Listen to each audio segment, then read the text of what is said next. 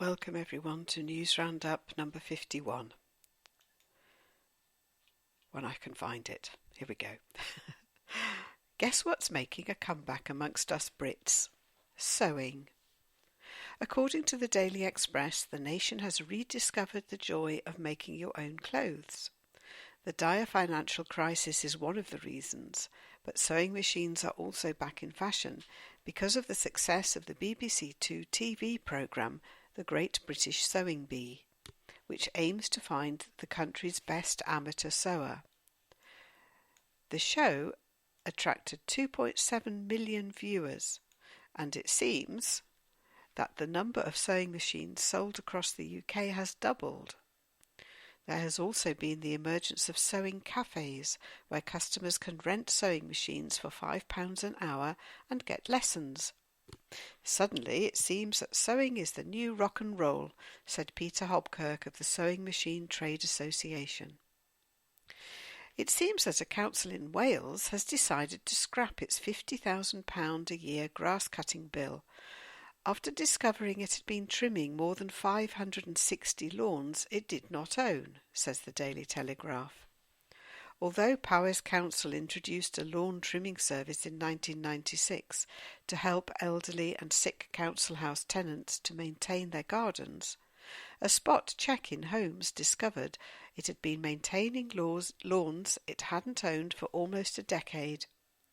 Councillor Rosemary Harris said, "The study has revealed that we are cutting grass at some properties that we no longer own. Furthermore, some tenants who have been assessed as requiring this service are no longer resident in the properties, but the service has continued to be provided regardless of the current tenants' ability to carry out the works themselves." Oh dear. The Daily Star tells us that TV star Simon Cowell has been invited to the World Egg Throwing Championships after he was pelted at the Britain's Got Talent final. Swatton Vintage Day in Lincolnshire will host the event, which attracts contestants from around the world to compete in target throwing, two-person throw and catch, egg trebuchet, static relay, and Russian egg roulette. Oh, we're just wonderful in Britain, aren't we? I wonder if he went. Do you think he did? Here's a useful tip for guys. Wear a plain white t-shirt if you want to appeal to the fairer sex. A story in the Daily Telegraph reports that women find a man in a plain white t-shirt up to 12% more attractive. According to researchers at Nottingham Trent University, a plain white t-shirt can create an illusion that broadens the shoulders and slims the waist, producing a more V-shaped body, which is a top sign of masculinity.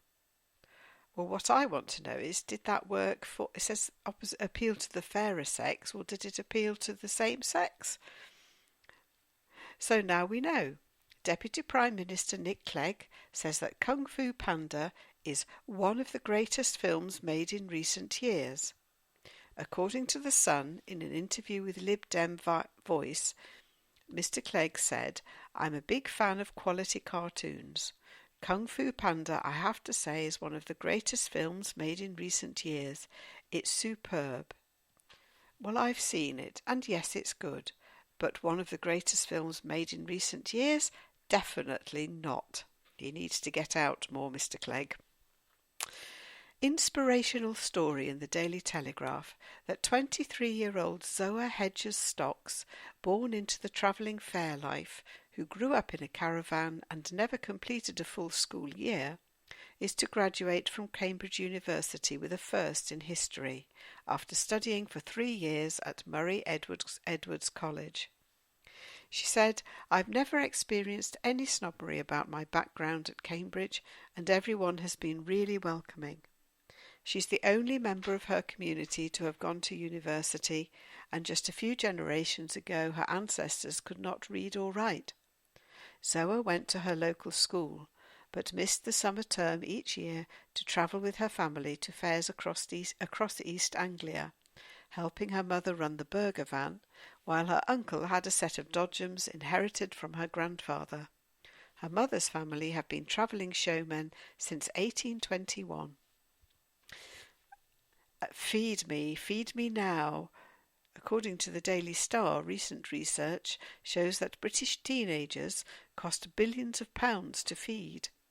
A study by Bird's Eye revealed that each teenager cost an average of £3,244 a year in food. 1 in 5 mothers claim their children are constantly hungry, and a third of teenagers raid the fridge for more food within 10 minutes of eating a proper meal. The study showed that boys run up food bills of £3,458 a year on average, compared with £2,996 for girls. Well, as a mother of one of each, I can definitely agree with that. So, I hope you enjoyed that. Take care. Bye-bye.